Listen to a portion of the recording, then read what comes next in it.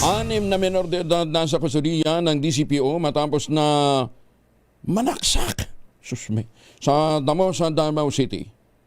Detalye na balita mula kay Jun Soter mula sa Action Radio na ba? May buntag naman, Jun.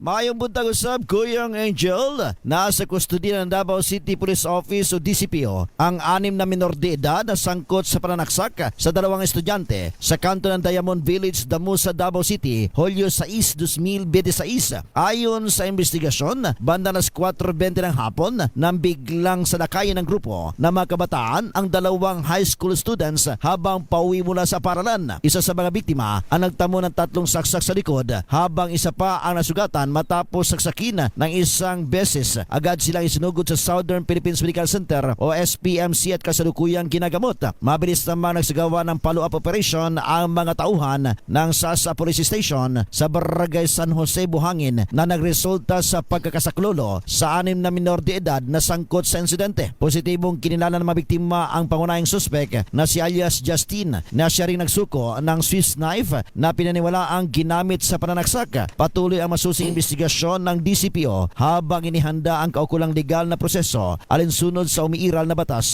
para sa mga Children in Conflict with the Law o CICL. Ito si Jun Suter para sa DZRH. Una sa Pilipinas, una sa Pilipino. Daghang salamat, Jun Soter.